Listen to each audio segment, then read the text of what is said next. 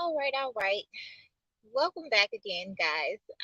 It's your favorite sister Shia, the her historian. We are continuing from a previous reading I was doing on just who the people of the Bible, especially the heathens, are as it relates to the chosen ones and the exiled ones. So these people continue to try to integrate themselves into our inheritance. So we must find out what this confusion of faith is. There is a something I was looking at as far as how it relates to the redness of Esau, how red came from white, or however you want to put it. But there's a color theory. I'll go over that later. But let's continue on who Esau is. Now, in Genesis 26:34 to 35, it describes Esau's marriage at the age of 40 to two Canaanite women. Judith, the daughter of Beri the Hittite, and Basemath, the daughter of Elon the Hittite, which Elon, just like Elon Musk, the muskrat. Now, let us just continue. Just pay attention to all of the words, the references to these different things, colors, people, and places. So, we're going to talk about the descendants of Esau, Edomites, descendants of Esau, which means red in Hebrew. Now, if you're familiar with down south, the term red or ruddy, as in a light skinned, person of so called color. Now, in the Bible, Esau is the ancestor of the Edomites who lived on Mount Seir, southwest of Judah. And let us continue. So, who are the descendants of Esau today? Most Syrians and the Kurdish people of Iraq are descended from Esau. Actually, it would not be inaccurate to say that a large part of the Muslim world would be descendants of Esau. The ancient Romans were a mixture of peoples who constantly added newcomers to their mix. This is all about mixed seed. If you've been paying attention on my channel, I constantly talk about Ezra chapter 10, 10:4. If you get my drift, those that have ears to hear, let them hear. So Esau mixed his seed with two daughters of Canaan and himself, and his children mixed with the Horites of Mount Seir, who were known to be of Nephilim. Okay, so and then again it says that Esau had three wives, which are given more context and background by the rabbis than in the Torah. So Esau's first two wives were Ada and Judith, and then you have Basemath. So according to Jeremiah 49 and 10, again, Esau mixed with the Romans who mixed with their neighbors.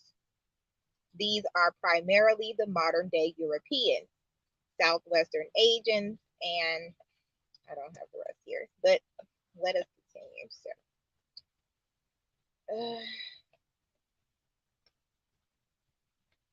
So this would relate to the abomination of desolation that sets up in the holy place, which would be the temple of God, which would be the body.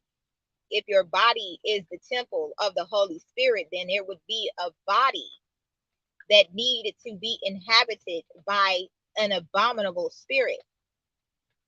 Pay attention.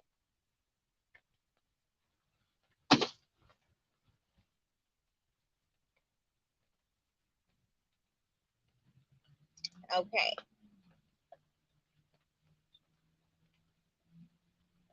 Find this.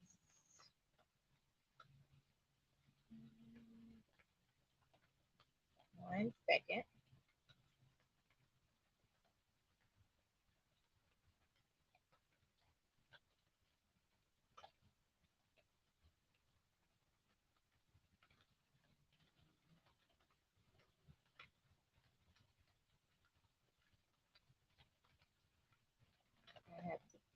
find the page on my iPad. Um, but yeah, there's a lot of confusion of faces going on in the community of the so-called Jewish or the Israelite Hebrews. Um, a lot of seed mixing and putting of the heathen over the actual chosen tribe. So we have to get down to the bottom of this. So where is the judge when you need him or her? Okay.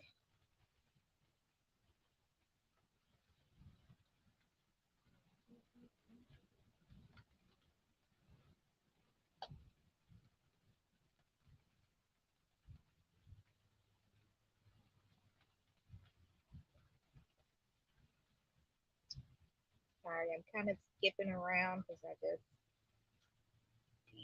okay. I'm going to start from Canaan. Um, we're going to start from the land of Canaan and then just work our way through the people that are spoken of in the Bible. So Canaan, Cana, Canaan in Pasa, Canaan, Canaan, Canaan was a Semitic speaking civilization and region of the southern Levant in the ancient Near East during the late second millennium BC. Canaan had significant geopolitical importance in the late Bronze Age Amarna period, or the 14th century BC, as the area where the spheres of interest of the Egyptian, Hittite, Mitanni, and Assyrian empires converged or overlapped. Much of present day knowledge about Canaan stems from archaeological excavation in this area at sites such as Tel Hazor, Tel Megiddo, En Esur, and Gezer. The name Canaan appears throughout the Bible as a geography associated with the Promised Land. The demonym Canaanite serves as an ethnic catch-all term covering various indigenous populations, both settled and nomadic pastoral groups, throughout the regions of the southern Levant or Canaan. It is by far the most frequently used ethnic term in the Bible. Biblical scholar Mark Smith, citing archaeological findings, suggests that the Israelite culture largely overlapped with and derived from Canaanite culture. In short, Israelite culture was largely Canaanite in nature. The name Canaanites is attested many centuries later as the endonym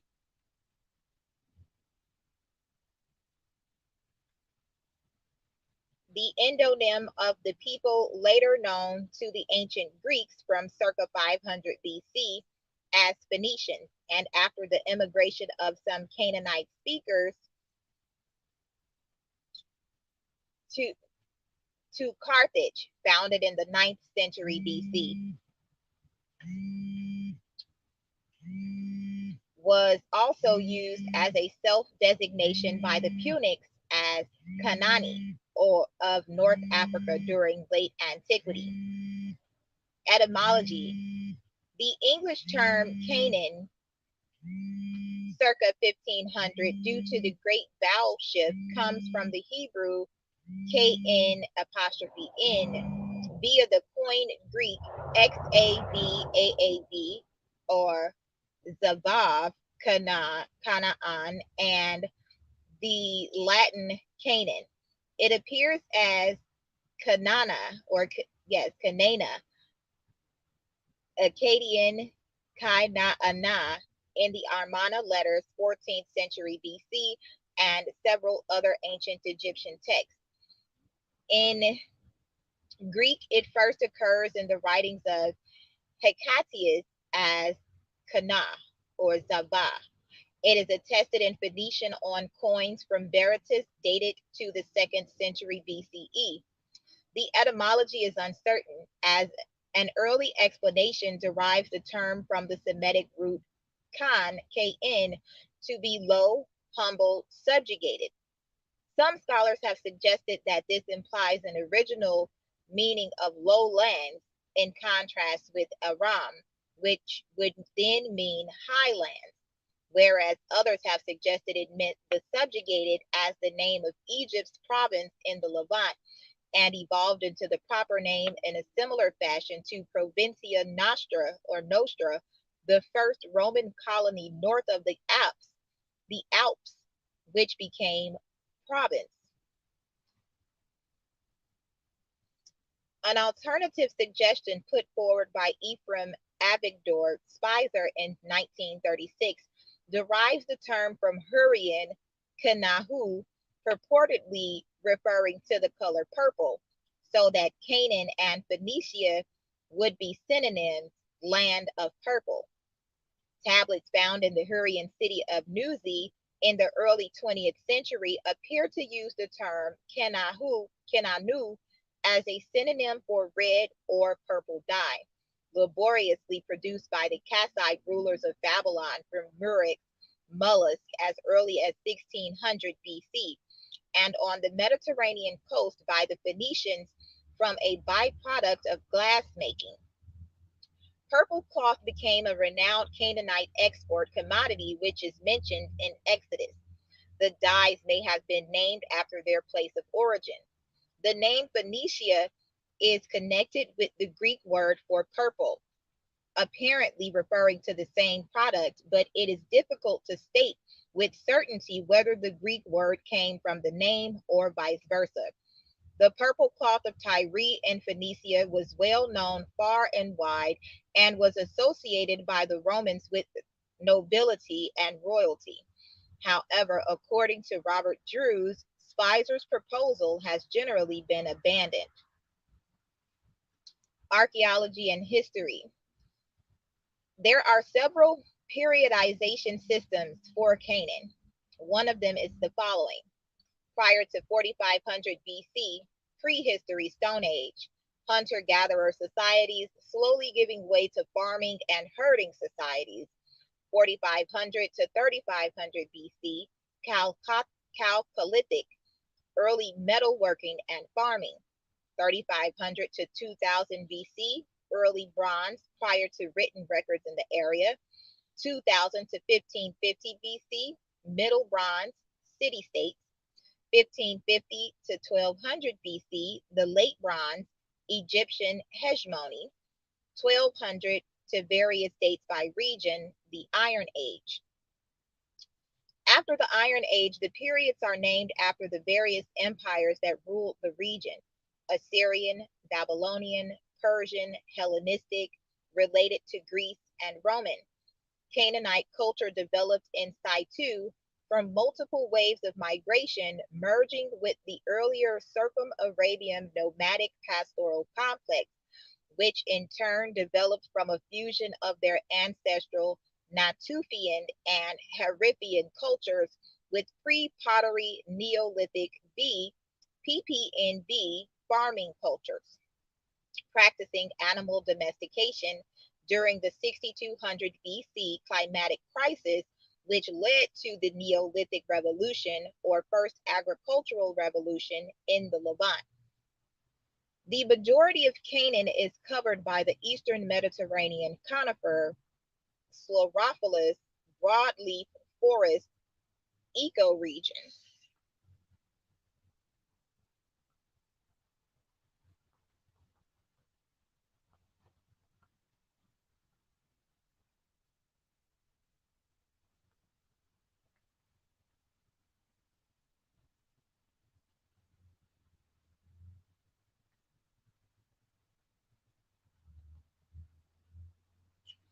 So the Chalcolithic 4500 to 3500. The first wave of migration, called Gausulian culture, entered Canaan circa 4500 BC. This is the start of the Chalcolithic in Canaan. From their unknown homeland, they brought an already complete craft tradition of metalwork. If you know the story of the um, the fallen angels in the book of Enoch, it tells you how they brought the teaching of metalworks and things of the like. So keep that in mind. From their unknown homeland, they brought an already complete craft tradition of metalwork.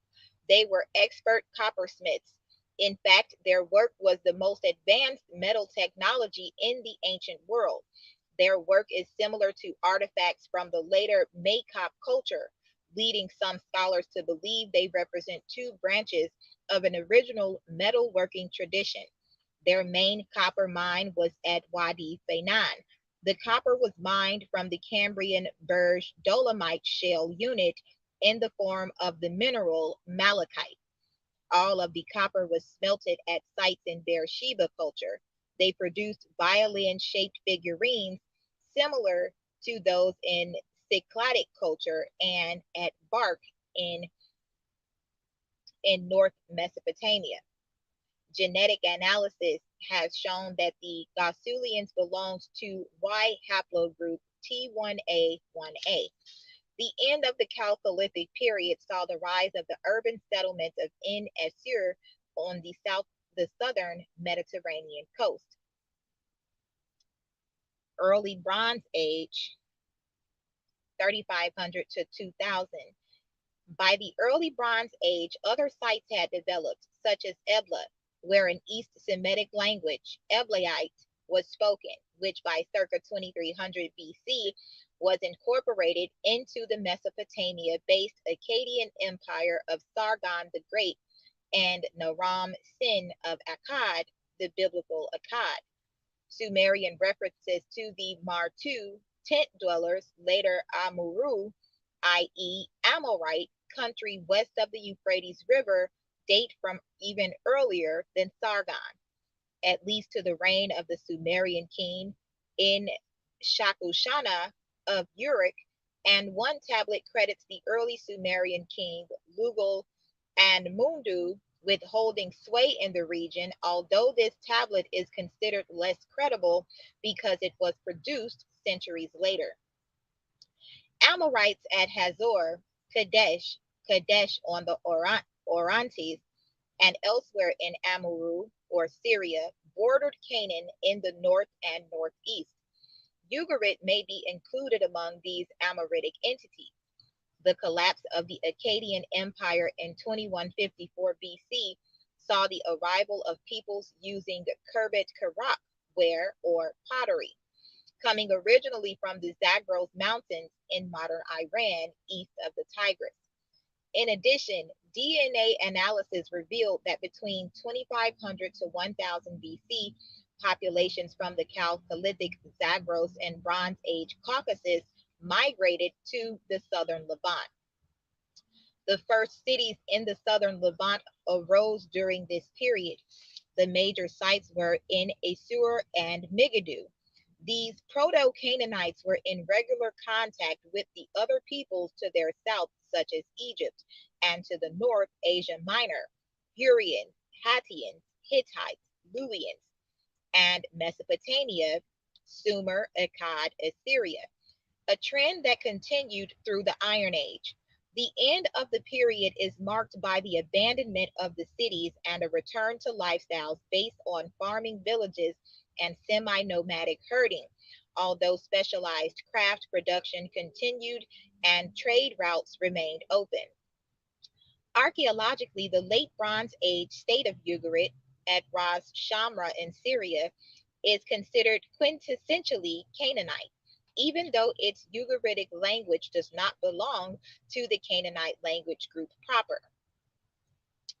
A disputed reference to Lord of Ganana in the Semitic Ebla tablets dated 2350 BC from the archive of Tel Marduk has been interpreted by some scholars to mention the deity Dagon by the title Lord of Canaan.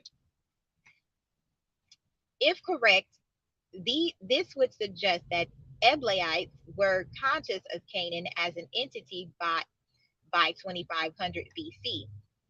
Jonathan Tubb states that the term Ganana may provide a third millennium reference to Canaanite, while at the same time stating that the first certain reference is in the 18th century BC.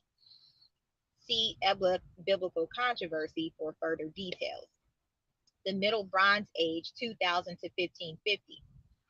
Urbanism returned and the region was divided among the small city-states, the most important of which seems to have been Hazor. Many aspects of Canaanite material culture now reflected a Mesopotamian influence, and the entire region became more tightly integrated into a vast international trading network. As early as Naram Sin of Akkad's reign, circa 2240 BC, Amurru was called one of the four quarters surrounding Akkad, along with Subartu or Assyria, Sumer, and Elam. Amorite dynasties also came to dominate in much of Mesopotamia, including in Larsa, Isin, and founding the state of Babylon in 1894 BC. Later on, Amurru became the Assyrian or Akkadian term for the interior of South as well as for northerly Canaan.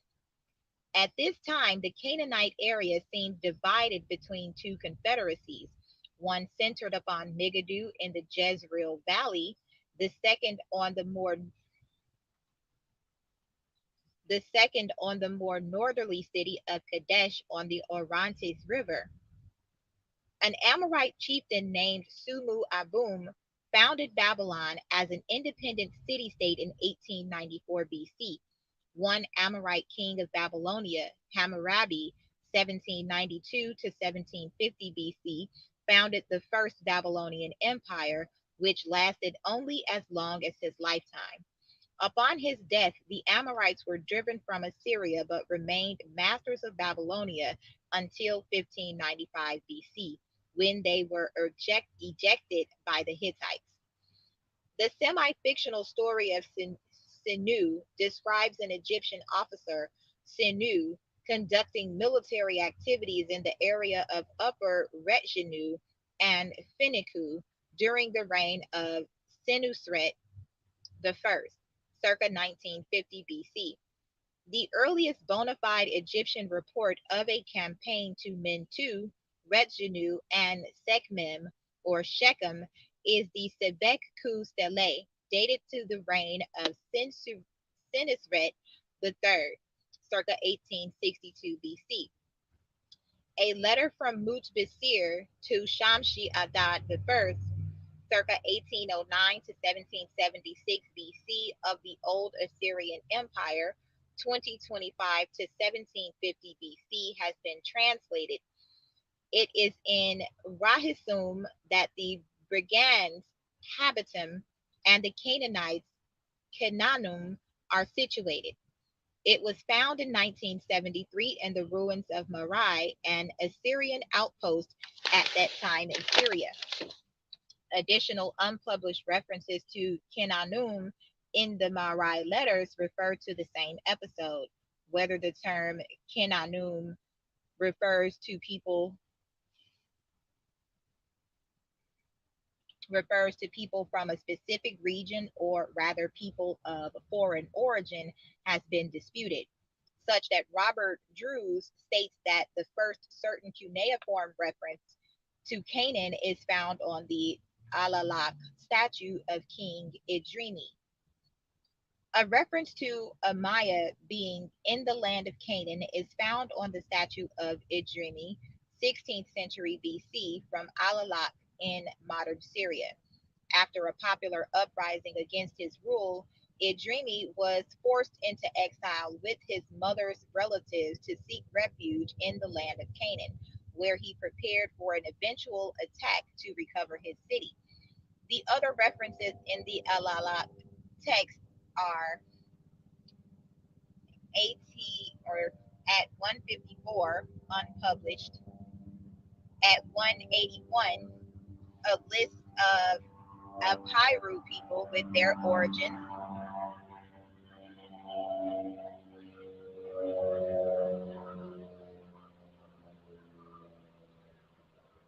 At 181, a list of Apairu people with their origins. All are towns except for Canaan. At 188, a list of Muskinu people with their origins. all our towns except for three lands, including Canaan. At 48, a contract with a Canaanite hunter. Around 1650 BC, Canaanites invaded the eastern Nile Delta, where, known as the Hyksos, they became the dominant power. In Egyptian inscriptions, Amar and Amuru, or Amorites, are applied strictly to the more northerly mountain region east of Phoenicia, extending to the Orontes.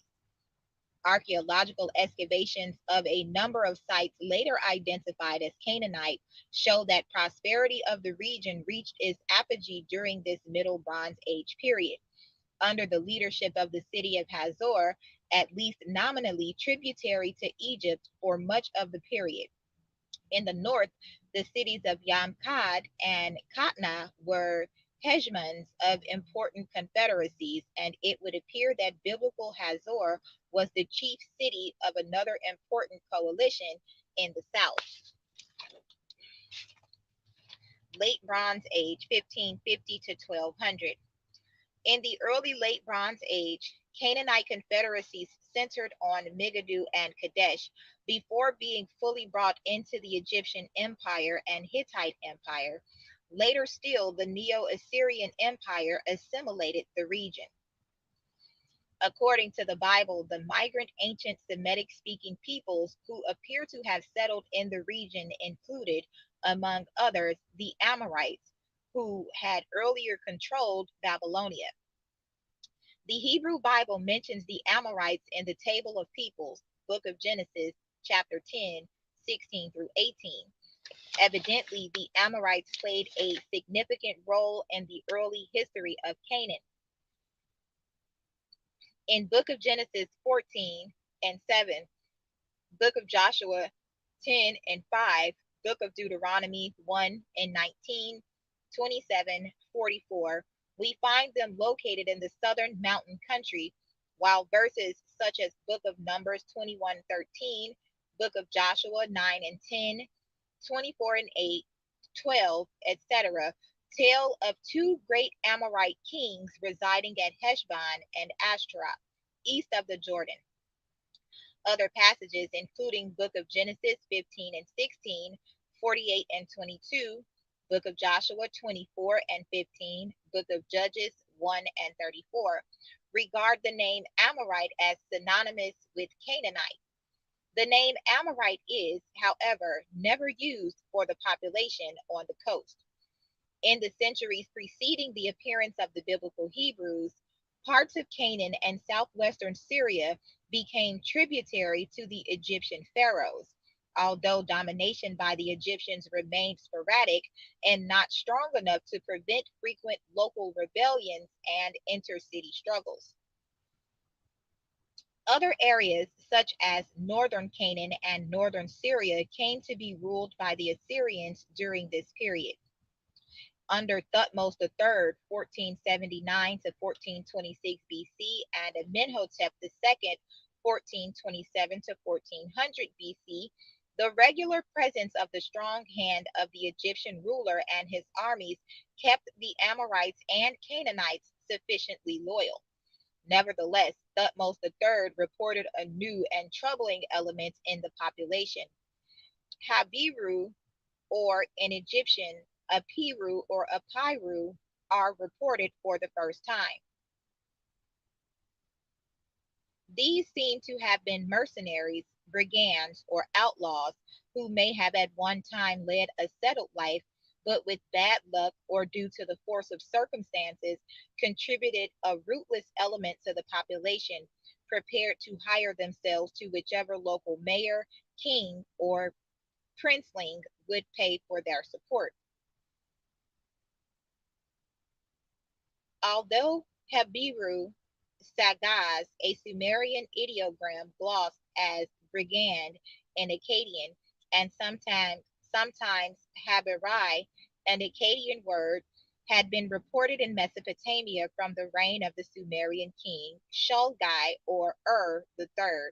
Their appearance in Canaan appears to have been due to the arrival of a new state based in Asia Minor to the north of Assyria and based upon a Marianu aristocracy of horse-drawn charioteers associated with the Indo-Aryan rulers of the Hurrians known as Mitanni or Mitanni.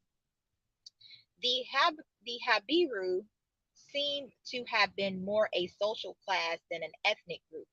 One analysis shows that the majority were Hurrian, although there were a number of Semites and even some Kassite and Luwian adventurers amongst their number.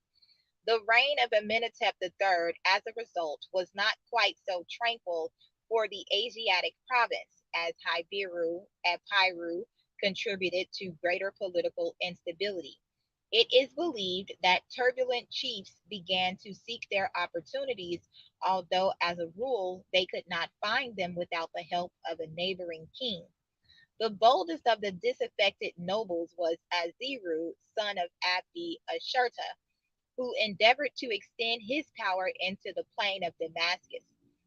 Akizi, governor of Katna or Qatna near Hamath, reported this to Amenhotep III, who seems to have sought to frustrate Aziru's attempts.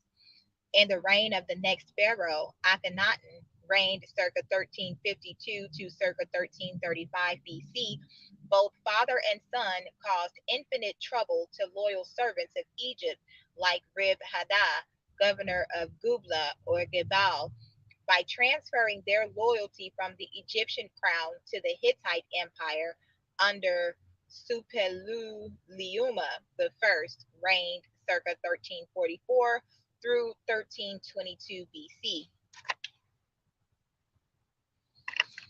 Egyptian power in Canaan thus suffered a major setback when the Hittites or Hattai advanced into Syria in the reign of Amenhotep III, and when they became even more threatening in that of his successor, displacing the Amorites and prompting a resumption of Semitic migration. Abdi Ashurta and his son Aziru, at first afraid of the Hittites, afterwards made a treaty with their king, and joining with the Hittites, attacked and conquered the districts remaining loyal to Egypt.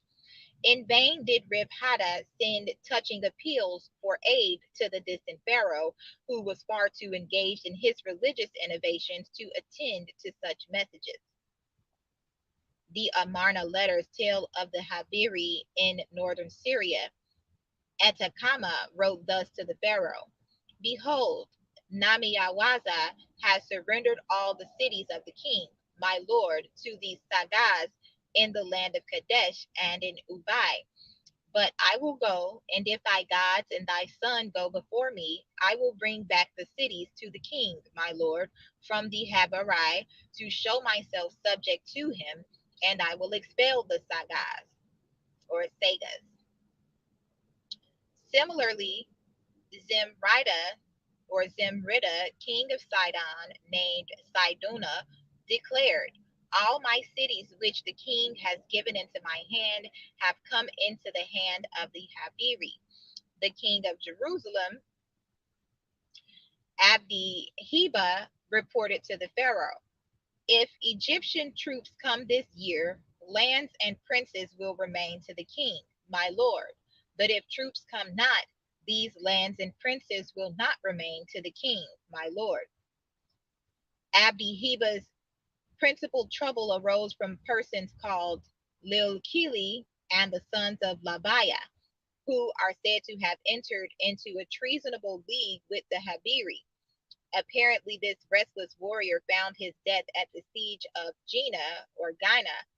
All these princes, however, maligned each other in their letters to the pharaoh and protested their own innocence of traitorous intentions. Namyawaza, for instance, whom Etakama accused of disloyalty, wrote thus to the pharaoh: Behold, I and my warriors and my chariots, together with my brethren and my sagas and my suti, are at the disposal of the royal troops to go whithersoever the king, my lord, commands. Around the beginning of the New Kingdom period, Egypt exerted rule over much of the Levant. Rule remained strong during the 18th dynasty, but Egypt's rule became precarious during the 19th and 20th dynasties. Ramses II was able to maintain control over it in the stalemated battle against the Hittites at Kadesh in 1275 BC. But soon thereafter, the Hittites successfully took over the northern Levant, Syria, and Amurru. Ramses II, obsessed with his own building projects while neglecting Asiatic contacts, allowed control over the region to continue dwindling. During the reign of his successor Merneptah, the Merneptah Stele was issued, which claimed to have destroyed various sites in the southern Levant, including a people known as Israel. However, archaeological findings show no destruction at any of the sites mentioned in the Merneptah Stele, and so it is considered to be an exercise in propaganda, and the campaign most likely avoided the Central Highlands in the southern Levant. Egypt's withdrawal from the southern Levant was a protracted process lasting some 100 years, beginning in the late 13th century BCE and ending close to the end of the 12th century BCE. The reason for Egypt's withdrawal was most likely a product of the political turmoil in Egypt proper, rather than the invasion by the Sea Peoples, as there is little evidence that the Sea Peoples caused much destruction circa 1200 BCE. Many Egyptian garrisons or sites with an Egyptian governor's residence in the southern Levant were abandoned without destruction, including Deir el Balah, Ashkelon, Tel Mor, Tel el Farah South, Tel Gerisa, Tel Jemma, Tel Mesos, and Kubar el Walida. Not all Egyptian sites in the southern Levant were abandoned without destruction. The Egyptian garrison at Aphek was destroyed, likely in an act of warfare at the end of the 13th century. The Egyptian gate complex uncovered at Jaffa was destroyed at the end of the 12th century between 1134 to 1115 based on C14 dates, while Beth Shan was partially, though not completely, destroyed, possibly by an earthquake in the mid 12th century. Amarna letters. References to Canaanites are also found throughout the Amarna letters of Pharaoh Akhenaten circa 1350 BC. In these letters, some of which were sent by governors and princes of Canaan to their Egyptian overlord Akhenaten Amenhotep IV in the 14th century BC, are found beside Amar and Amurru, Amorites. The two forms Kenahi and Kenani, corresponding to Kena and Kenan, respectively, and including Syria in its widest extent, as Edward Meyer has shown. The letters are written in the official and diplomatic East Semitic Akkadian language of Assyria and Babylonia, though Canaanitish words and idioms are also in evidence.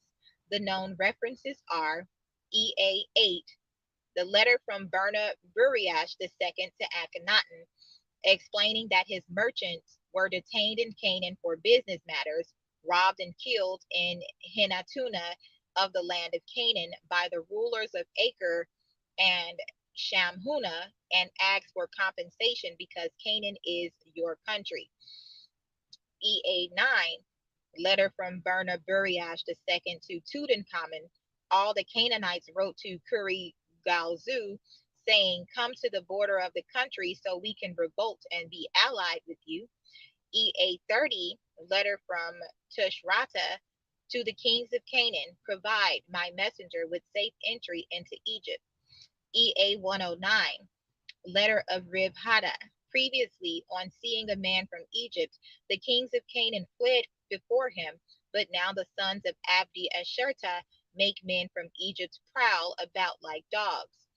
EA 110, letter of Ribda Hadda, no ship of the army is to leave Canaan. EA 131, letter of Rib Hadda, if he does not send archers, they will take Byblos and all the other cities, and the lands of Canaan will not belong to the king. May the king ask Yan Hamu about these matters. EA 137, letter of Rib Hadad. If the king neglects Byblos, of all the cities of Canaan, not one will be his. EA 367, Hanai, son of Myriah, chief of the stable of the king in Canaan. EA 162, a letter to Aziru. You yourself know that the king does not want to go against all of Canaan when he rages. EA 148, letter from Abimelech to the Pharaoh. The king has taken over the land of the king for the Epiru. May the king ask his commissioner, who is familiar with Canaan.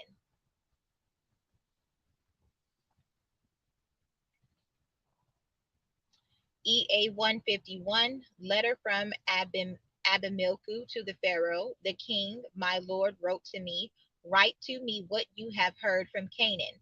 Abimelech describes in response what has happened in eastern Cilicia, Danuna, the northern coast of Syria, Ugarit in Syria, Kadesh, Amuru, and Damascus, as well as in Sidon.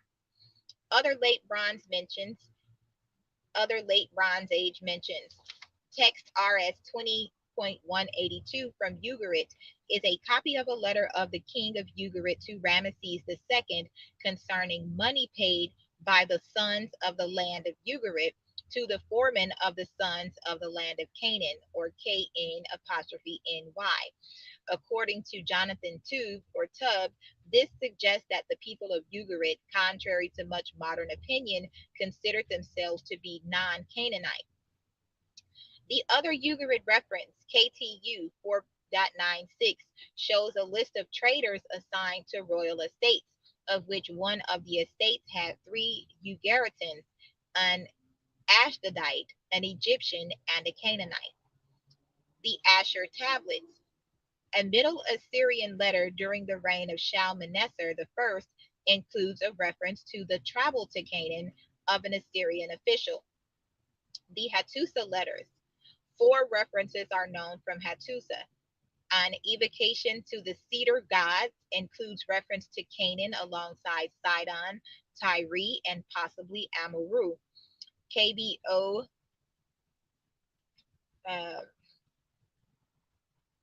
Ramesses II letter to Hattusili III, in which Ramesses suggested he would meet his brother in Canaan and bring him to Egypt. Kub III, 57, broken text which may refer to Canaan as an Egyptian sub-district.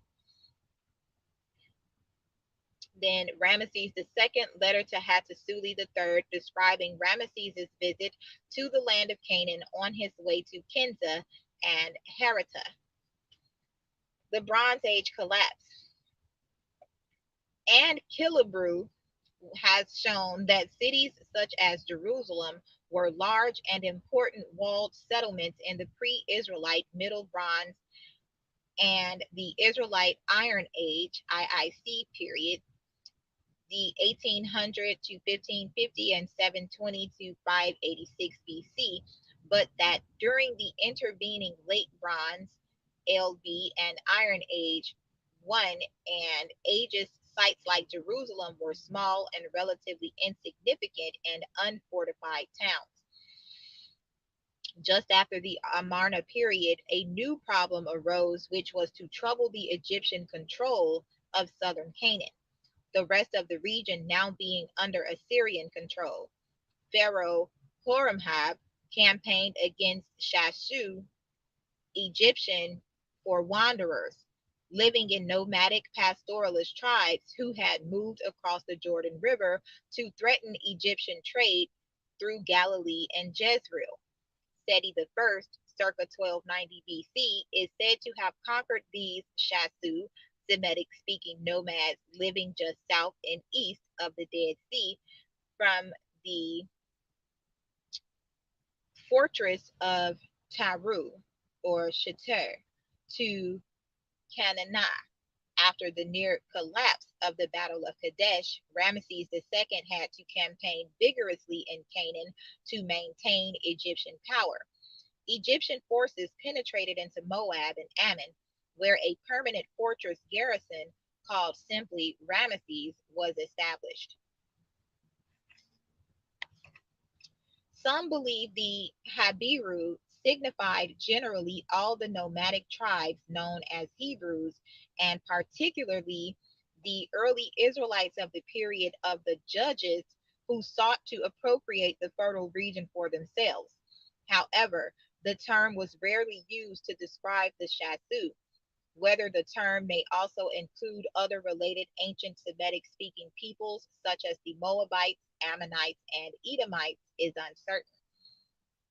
There is little evidence that any major city or settlement in the southern Levant was destroyed around 1200 BCE. At Lachish, the false temple 3 was ritually terminated, while a house in Area S appears to have burned in a house fire, as the most severe evidence of burning was next to two ovens, while no other part of the city had evidence of burning. After this, though the city was rebuilt in a grander fashion than before, from Megiddo, most parts of the city did not have any signs of damage, and it is only possible that the palace in Area AA might have been destroyed, though this is not certain. While the monumental structures at Hazor were indeed destroyed, this destruction was in the mid 13th century BCE, long before the end of the Late Bronze Age began. However, many sites were not burned to the ground around 1200 BCE, including Ashkelon, Ashdod, Tel Es Safi, Tel Batash, Tel Burna, Tel Dor, Tel Garissa, Tel Jimma, Gerbet Rabud, Tel Zaror, and Tel Abu Hawam, among others. Despite many theories which claim that trade relations broke down after 1200 BCE in the southern Levant, there is ample evidence that trade with other regions continued after the end of the Late Bronze Age in the southern Levant.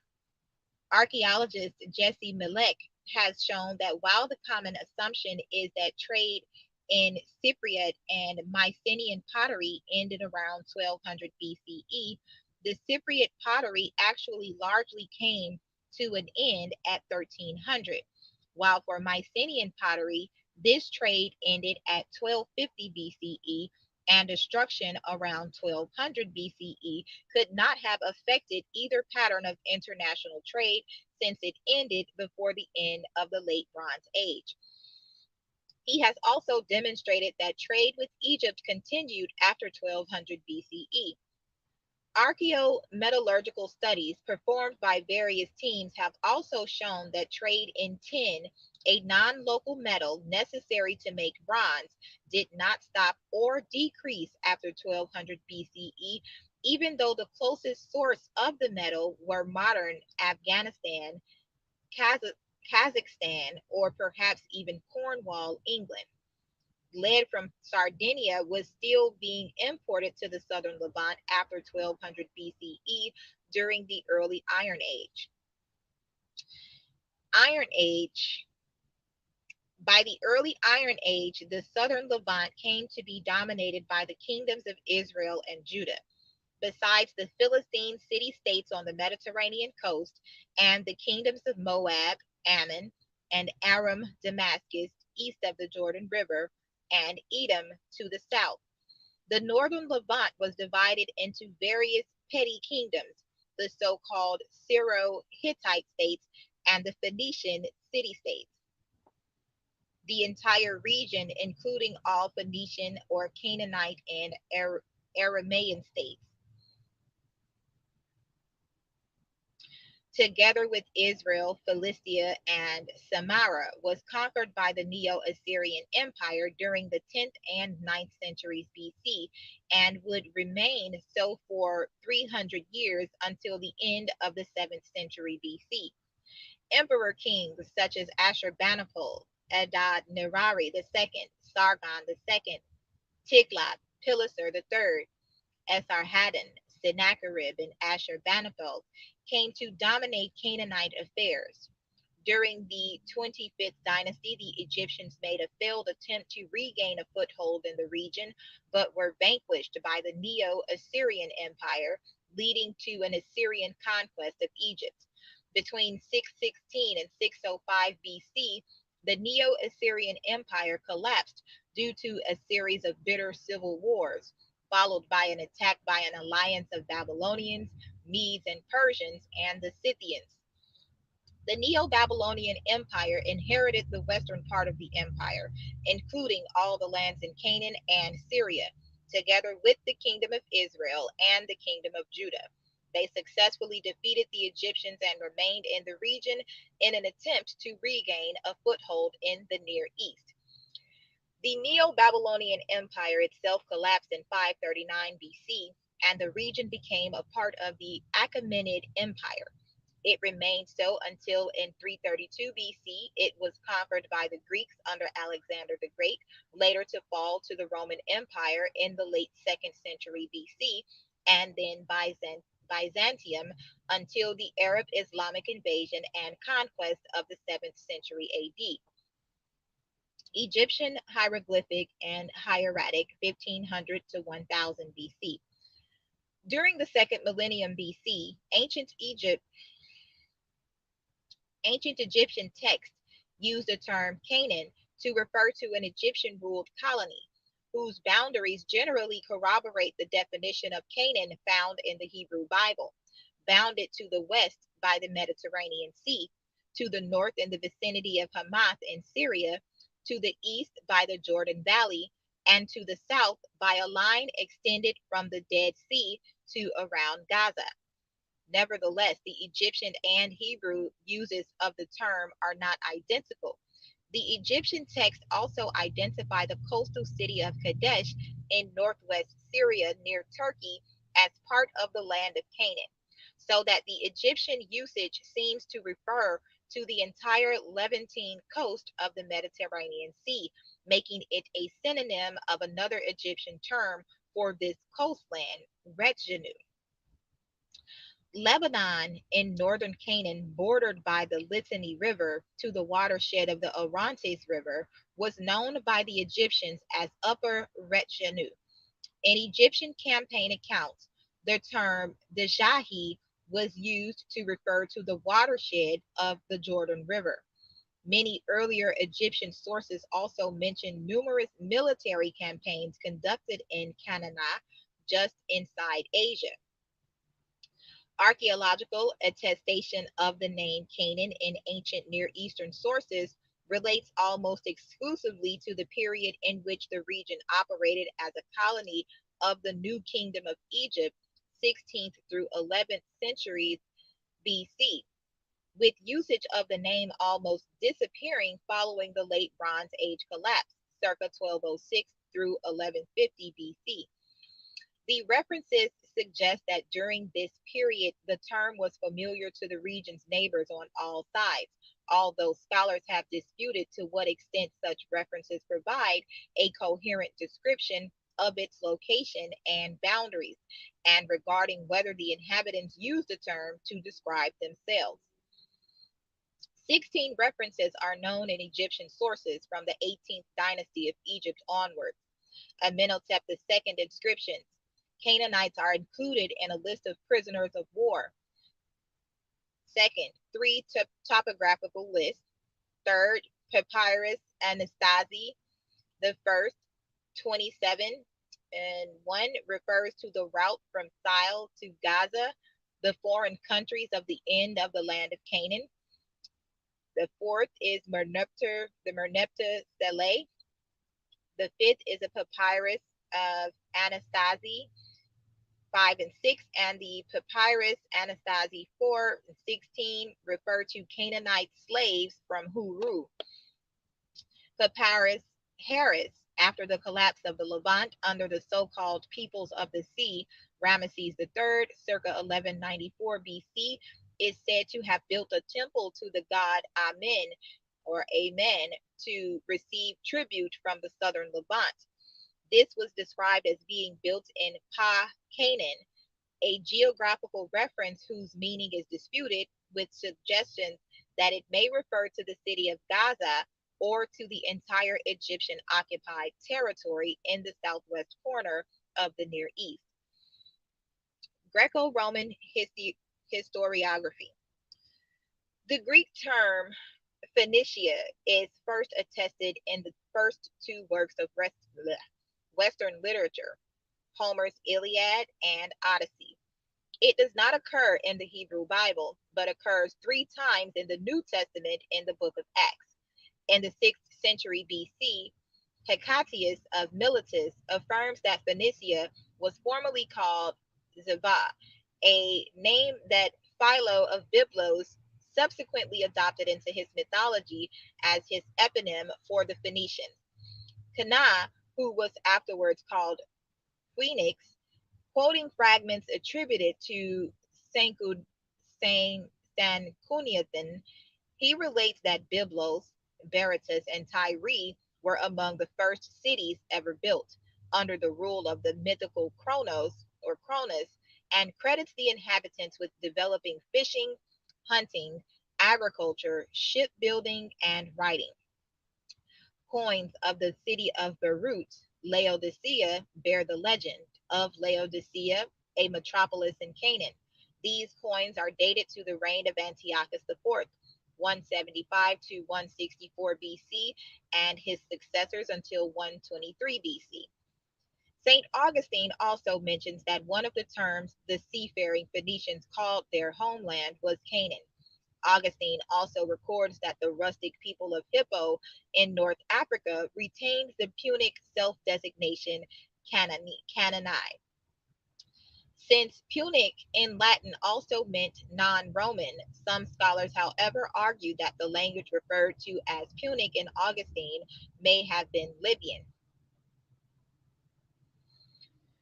The Greeks also popularized the term Palestine, named after the Philistines or the Aegean Pelasgians, for roughly the region of Canaan, excluding Phoenicia, with Herodotus' first recorded use of Palestine circa 480 BC. From 110 BC, the Hasmoneans extended their authority over much of the region, creating a Judean, Samaritan, Idumean, Iturian, Galilean alliance. The Judean or Jewish Wedeus control over the wider area resulted in it also becoming known as Judea, a term that had previously only referred to the smaller region of the Judean mountains, the allotment of the tribe of Judah, and heartland of the former kingdom of Judah. Between 73 to 63 BC, the Roman Republic extended its influence into the region in the Third Mithridatic War, conquering Judea in 63 BC and splitting the former Hasmonean kingdom into 5 districts. Around 130 to 135 AD, as a result of the suppression of the Bar Kokhba revolt, the province of Judea was joined with Galilee to form new province of Syria, Palestina.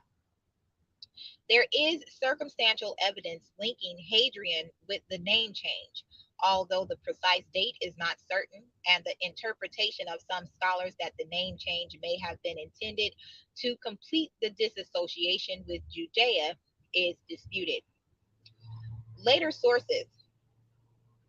Padiaset's statue is the last known Egyptian reference to Canaan. A small statuette labeled Envoy of the Canaan and of Peliset, Padiaset, the son of Api or AP. The inscription is dated to 900 to 850 BC, more than 300 years after the preceding known inscription. During the period circa 900 to 330 BC, the dominant Neo-Assyrian and Achaemenid Empire make no mention of Canaan. The Canaanites were the inhabitants of ancient Canaan, a region that roughly corresponds to present-day Israel and the Palestinian territories, western Jordan, southern and coastal Syria, Lebanon, and continued up to the southern border of Turkey. They are believed to have been one of the oldest civilizations in history. The Levant was inhabited by people who referred to the land as Canaan as early as the mid 3rd millennium BCE. The Akkadian word Kenahu referred to the purple colored wool dyed from the murex mollusk of the coast, which was a key export of the region. When the ancient Greeks later traded with the Canaanites, this meaning of the word seems to have predominated as they referred to the Canaanites as Phonikes, or looks like Phonikes, Phoenicians, which may derive from the Greek language word phoenix, crimson or purple, and also describe the cloth for which the Greeks traded. The word phoenix was transcribed by the Romans to poinus, like penis. The descendants of the Canaanite settlers in Carthage were likewise referred to as Punic. Thus, while Phoenician and Canaanite refer to the same culture, archaeologists and historians commonly refer to the Bronze Age pre 1200 BCE Levantine peoples as Canaanites, while their Iron Age descendants, particularly those living on the coast, are referred to as Phoenicians. More recently, the term Canaanite has been used for the secondary Iron Age states of the Levantine interior that were not ruled by Aramaean peoples, that is, that were ruled by a separate and closely related ethnic group, which included the Philistines and the Israelite kingdoms of Israel and Judah. The culture Canaan included what today are Lebanon, Israel, Palestine, northwestern Jordan, and some western areas of Syria. According to archaeologist Jonathan N. Tubb, Ammonites, Moabites, Israelites, and Phoenicians undoubtedly achieved their own cultural identities, and yet ethnically they were all Canaanites, the same people who settled in farming villages in the region in the 8th millennium BCE. There is uncertainty about whether the name Canaan refers to a specific Semitic speaking ethnic group wherever they live, the homeland of this ethnic group, a region under the control of this ethnic group, or perhaps any combination of the three. Canaanite civilization was a response to long periods of stable climate interrupted by short periods of climate change. During these periods, Canaanites profited from their intermediary position between the ancient civilizations of the Middle East, ancient Egypt, Mesopotamian, Sumer, Akkad, Assyria, Babylonia, the Hittites, and Minoan Crete, to become city states of merchant princes along the coast, with small kingdoms specializing in agricultural products in the interior. This polarity between coastal towns and agrarian hinterland was illustrated in Canaanite mythology by the struggle between the storm god, variously called Teshub, Hurrian, or Baal Hadad, Semitic Amorite or Aramaean, and Ya'ah, Yah, or Yam, god of the sea and rivers. Early Canaanite civilization was characterized by small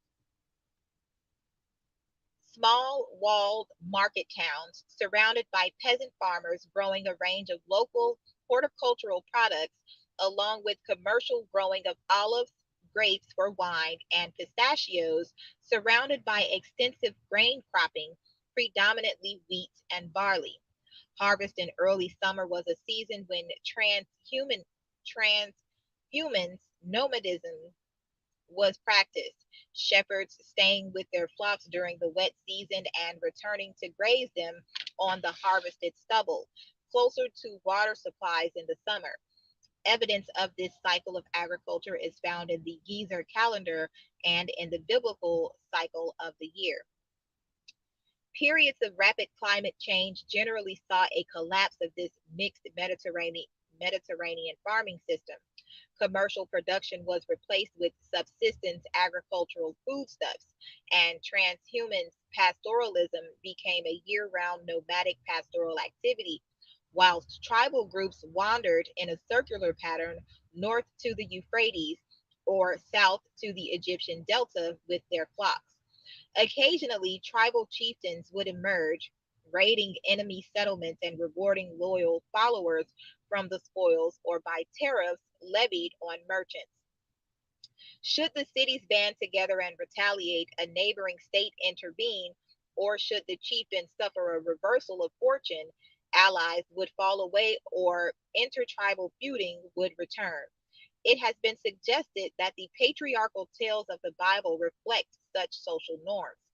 During the periods of the collapse of Akkadian Empire in Mesopotamia and the first intermediate period of Egypt, the Hyksos invasions, and the end of the Middle Bronze Age in Assyria and Babylonia, and the Late Bronze Age collapse, trade through the Canaanite area would dwindle as Egypt, Babylonia, and to a lesser degree, Assyria withdrew into their isolation. When the climate stabilized, trade would resume, firstly along the coast in the area of the Philistine and Phoenician cities. As markets redeveloped, new trade routes that would avoid the heavy tariffs of the coast would develop from Kadesh Barnea through Hebron, Lachish, Jerusalem, Bethel, Samaria, Shechem, Shiloh, through Galilee to Jezreel, Hazor, and Megiddo. Secondary Canaanite cities would develop in this region. Further economic development would see the creation of a third trade route from Elath, Timnah, Edom or Seir, Moab, Ammon, and thence to the Aramean states of Damascus and Palmyra. Earlier states, for example, the Philistines and Tyrians in the case of Judah and Samaria for the second route, and Judah and Israel for the third route, tried generally unsuccessfully to control the interior trade. Eventually, the prosperity of this trade would attract more powerful regional neighbors, such as ancient Egyptian, Assyria, the Babylonians, Persians, ancient Greeks, and Romans, who would control the Canaanites politically, levying tribute, taxes, and tariffs.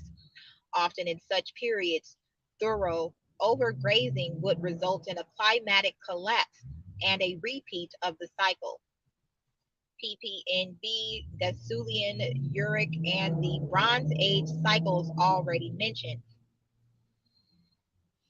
The fall of later Canaanite civilization occurred with the incorporation of the area into Greco-Roman world as Ouida province, and after Byzantine times into the Muslim Arab and Proto-Muslim Umayyad Caliphate.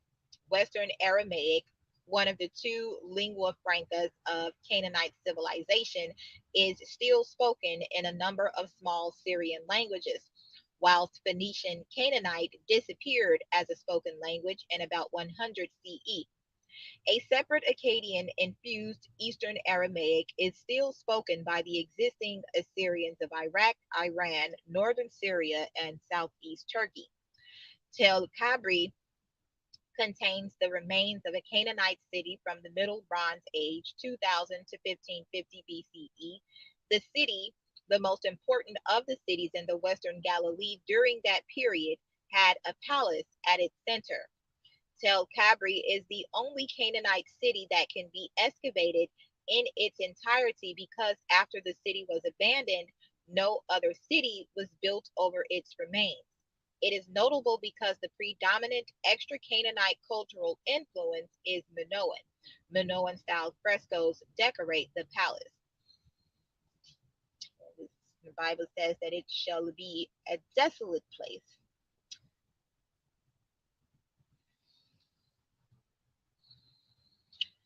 Okay, so significant figures, kings of Ugarit and king of Tyre, figures mentioned in historiography or known through archaeology.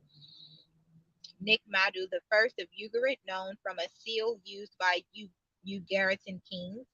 Yakarum the first of Ugarit, known from a seal used by Ugaritan kings. Amitam, Amit Amru the first of Ugarit in the Armana letters. Nikmadu the second of Ugarit, Arhalba of Ugarit, Nikmepa of Ugarit, Amitamru the second of Ugarit, Eber Anu of Ugarit, Amurapi of Ugarit, Azirul, ruler of Amaru, Labiah, lord of Shechem, Abdi-Heba, local chieftain of pre-Israelite Jerusalem, or Jebus, Suwar-Data, king of the Canaanite city of Gath, or mayor of Quiltu.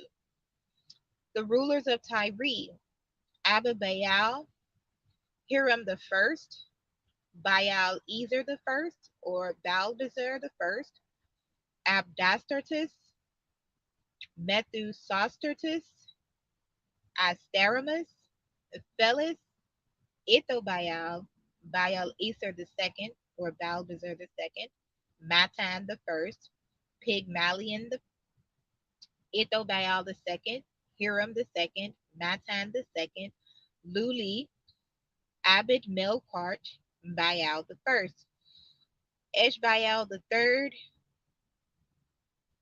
It says Tyre may have been under control of Assyria and or Egypt for 70 years. Um, Eshbaal the third, 591 to 573 BCE.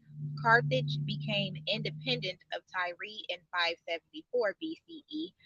Baal the second, under Babylonian overlord Yakin Baal, Shelvis Ebar, Matan the third, and Gur Ashtari, Baal Ezer the third, Mahar Baal, Hiram the third, Matan the third, under Persian control, Bolominus, and Abdemon.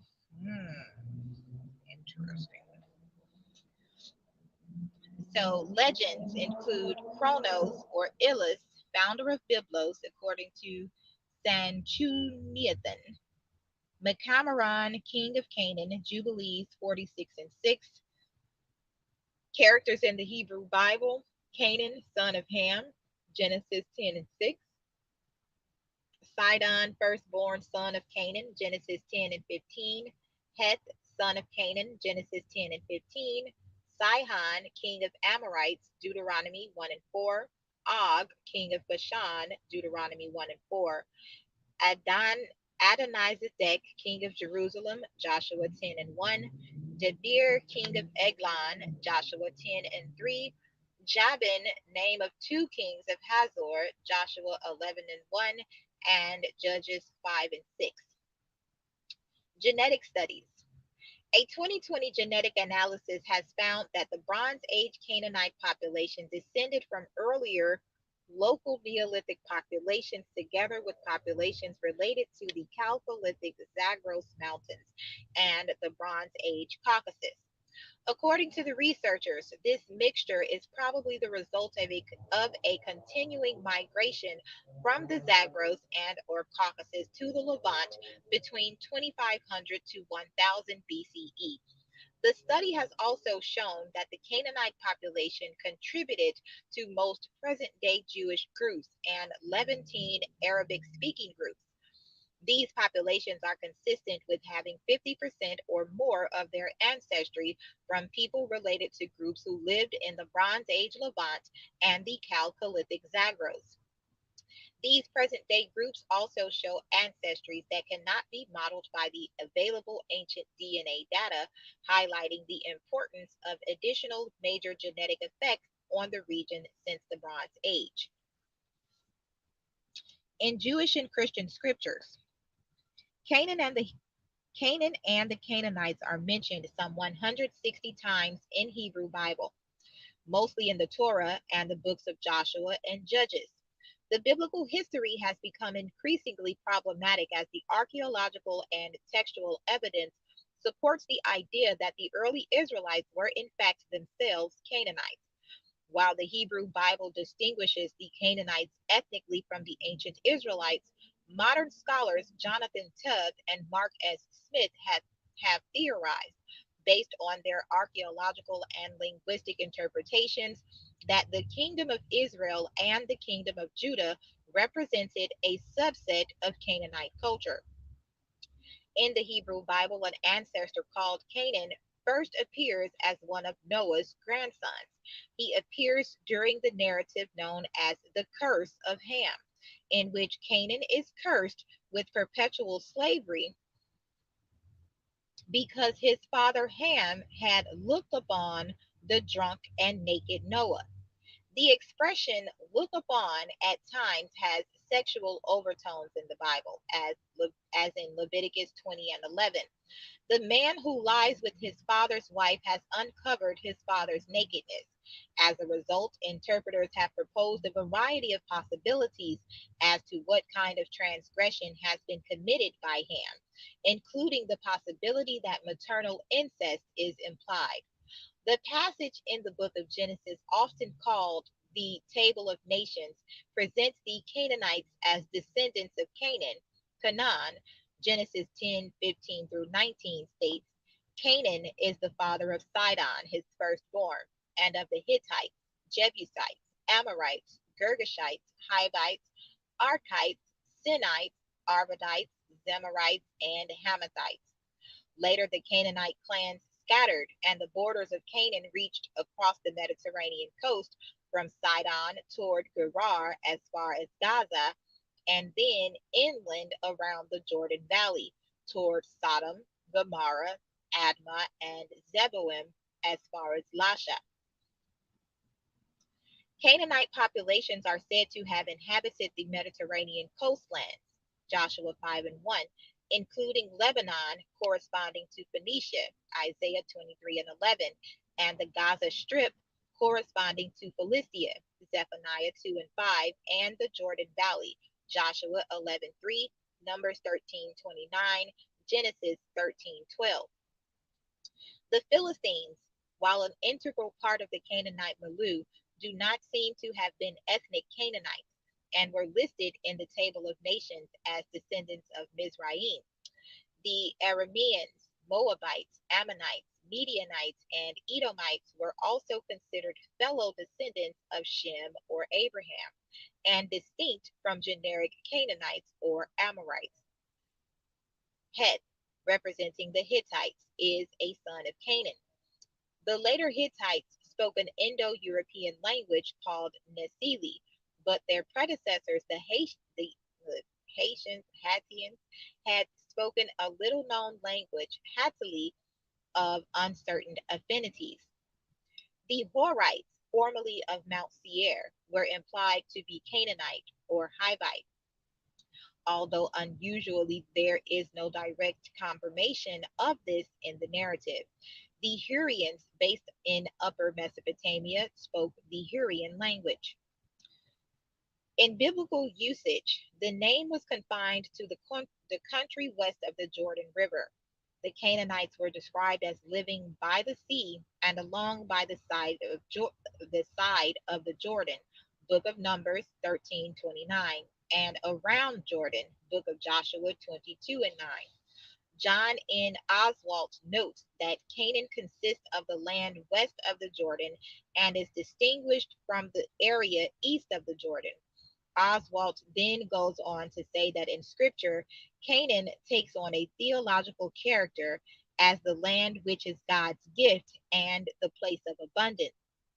The book of Numbers 34 and 2 includes the phrase, the land of Canaan as defined by its borders. The borders are then delineated in Numbers 34:3 through 12. The term Canaanites in biblical Hebrew is applied especially to the inhabitants of the lower regions along the seacoast and on the shores of the Jordan River, as opposed to the inhabitants of the mountainous regions. The conquest of Canaan. Yahweh promises the land of Canaan to Abraham in the book of Genesis and eventually delivers it to descendants of Abraham, the Israelites.